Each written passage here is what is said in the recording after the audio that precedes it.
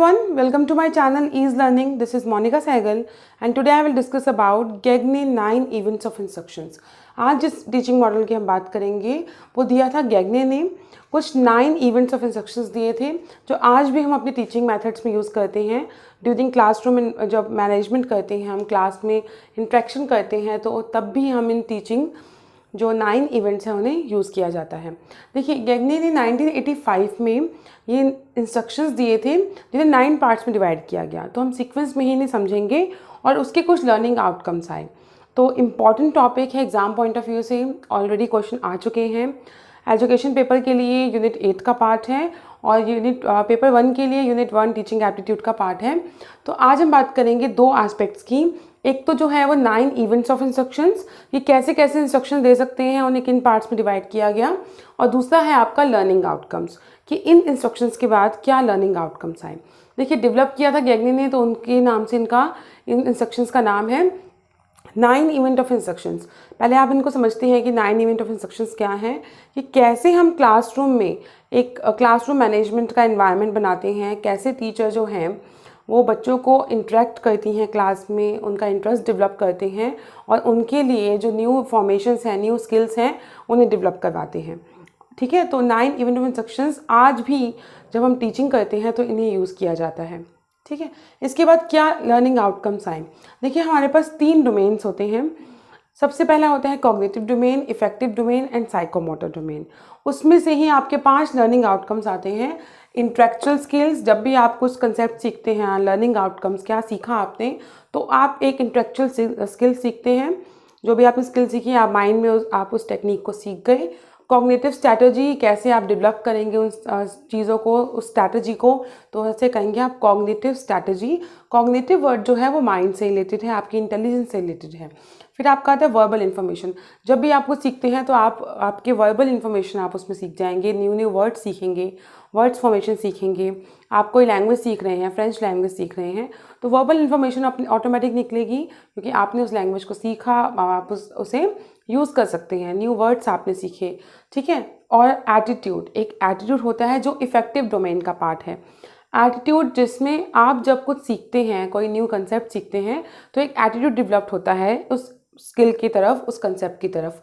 Motor skill, जिसमें psychomotor domain आ जाएगा, जिसमें मोटर एक्टिविटीज़, आपके हाथ पैरों का हिलना, या आपकी होती है साइकोमोटर डोमेन। तो 3 डोमेन हैं जिसमें से फर्स्ट 3 जो है वो कॉग्निटिव डोमेन का पार्ट है और नेक्स्ट 2 जो है attitude, affective domain and motor skill, psychomotor domain. देखिए, हमने एक बार टीचिंग मेथड्स डिस्कस किए थे। तो इफेक्टिव डोमेन क्या होता है, जिसमें फीलिंग्स, एटीट्यूड आ जाता है। तो जब स्टोरी टेलिंग मेथड से, केस स्टडी मेथड से आपको टीच किया जाता है, तो आप कहीं ना कहीं उन स्टोरीज से रिलेट करते हैं, उस एक्सपीरियंस को अपने साथ जो होता है कि अपने साथ कनेक्ट करने की कोशिश करते हैं। तो इफेक्टिव डोमेन, एक एटीट्यूड डेवलप होता है। आपको कोई इफेक्ट सिखाया जा रहा है, आपको ऑनेस्टी सिखाई जा रही है, कुछ वैल्यूज सिखाई जा रही है, तो आपके अंदर एक एटीट्यूड डेवलप होता है। तो आज जो एजुकेशन की हम बात करते हैं वो ओवरऑल ह्यूमन डेवलपमेंट की बात करती है। तो इफेक्टिव डोमेन उससे आ गया। साइकोमोटर डोमेन, जिसमें आप एक्टिविटीज़ को सीखते हैं, मोटर एक्टिविटीज़, मोटर स्किल्स, और कॉग्निटिव, आपकी इंटेलिजेंस, आपका माइंड। कोडिंग बहुत आजकल फेमस कह लीजिए रिक्वायरमेंट है हमारी कंट्री की, तो वो सब चीज़ें कोडिंग किस में आ जाएंगी, intellectual skills, cognitive strategy and verbal information. तो ये आपकी क्या पार्ट हो गई, कॉग्निटिव डोमेन। 3 डोमेन है, कॉग्निटिव, इफेक्टिव, साइकोमोटर, जिसमें से पहले 3 स्किल्स आपके आएंगे कॉग्निटिव डोमेन के अंदर, इफेक्टिव में एटीट्यूड और साइकोमोटर में मोटर स्किल्स। ठीक है, अब बात करते हैं 9 इवेंट ऑफ इंस्ट्रक्शंस की। बहुत ही ईजी तरीके से समझेंगे, कोई हमें रट्टा नहीं लगाना कि कैसे ये चीज़ें आई, बस सीक्वेंस में याद करना है। सबसे पहले है बच्चे गेनिंग अटेंशन। जब भी टीचिंग स्टार्ट की जाती है, आपको BEd M.Ed कोर्सेज प्रोवाइड किए जाते हैं टीचर को एजुकेट करने के लिए, तो उन्हें ये बताया जाता है, क्योंकि टीचर जो है अब they are born as well as they are made. ठीक है, वो क्वालिटीज़ आप उनमें बना भी सकते हैं और बाय बर्थ भी होती हैं। तो उन्हें बताया जाता है कि आपने कैसे क्लासरूम में जाना है और कैसे अपने इंस्ट्रक्शंस को देना है, कन्वे कैसे करना है। टीचर का मेन मोटो होता है कि जो भी कंसेप्ट फॉर्मेशन वो सिखा रही है, चाहे आप अकाउंट्स पढ़ा रहे हैं, आप साइंस टीच कर रहे हैं, आप मैथ्स की कोई स्किल सिखा रहे हैं, तो टीचर का ये मेन ऑब्जेक्टिव होता है कि जो भी आप कंसेप्ट समझा रहे हैं वो बच्चों तक समझ आ जाए।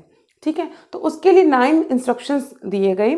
सबसे पहले है गेनिंग अटेंशन, जिसे हम कहेंगे रिसेप्शन। स्टूडेंट्स को अपनी तरफ अट्रैक्ट करना, उनकी अटेंशन को अट्रैक्ट करना, उन्हें ये बताना, ठीक है, उनकी अटेंशन अट्रैक्ट करना कि उन्हें समझाना कि क्या हम सीखने वाले हैं। क्लियर? गेनिंग अटेंशन, ठीक है। गेनिंग अटेंशन में आपकी आ जाएगी रिसेप्शन। गेनिंग अटेंशन को आप क्या कहेंगे? रिसेप्शन। एक एटीट्यूड जिसमें आप रिसेप्शन करेंगे, स्टूडेंट्स को अपनी तरफ उनकी अटेंशन गेन करेंगे कि आज आप क्या सिखाने वाले हैं। Informing learner of objective expectancy, पहले ही टीचर बता देगा बच्चों को कि आज की क्लास में आप क्या सीखेंगे। इसलिए आपने यूजुअली देखा होगा जब बिल्कुल फॉर्मल लेक्चर होते हैं तो उनमें आपको बोल देते हैं स्टार्टिंग से ही कि after the class you will able to understand this concept, ठीक है, कि इस क्लास के बाद आप एक पर्टिकुलर कंसेप्ट आप समझ जाएंगे। दैट मीन, ठीक है। सबसे पहले हम देखेंगे गेनिंग अटेंशन। गेनिंग अटेंशन कि बच्चों को रिसेप्शन मतलब अपनी तरफ अट्रैक्ट करेंगे आप क्लासरूम में, उनका इंटरेस्ट डेवलप करेंगे जो भी टॉपिक आप टीच करने वाले हैं।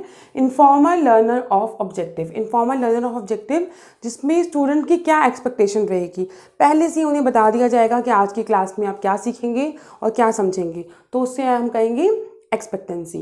फिर आता है stimulating recall of prior learning. Stimulating, मैंने स्टिमुलस आपको पहले भी समझाया था, जिस चीज़ पर आप फोकस कर रहे हैं। तो stimulating recall of prior learning, अब हर किसी के पास एक प्रीवियस नॉलेज होती है, उस प्रीवियस नॉलेज को, न्यू नॉलेज को सीखने के लिए उसे कनेक्ट करने का काम होता है टीचर का। तो प्रायर लर्निंग रिट्राइवल, अब बच्चों को कनेक्ट करवाएंगे। जैसे अब नाउन टीच किया जाता है तो बच्चों को नेम्स और प्लेसेस के नाम बता दिए, या उन्हें बताया कि कौन सी जगह पर ये चीज़ है, या क्या नाम बच्चों के क्या आपस में नाम है, फिर उन्हें बताया कि दिस इज़ कॉल्ड नाउन, ठीक है। तो stimulating recall of prior learning जिसमें रिट्राइवल आएगा, ठीक है। रिट्राइव कर रहे हैं, वापस पीछे जा रहे हैं।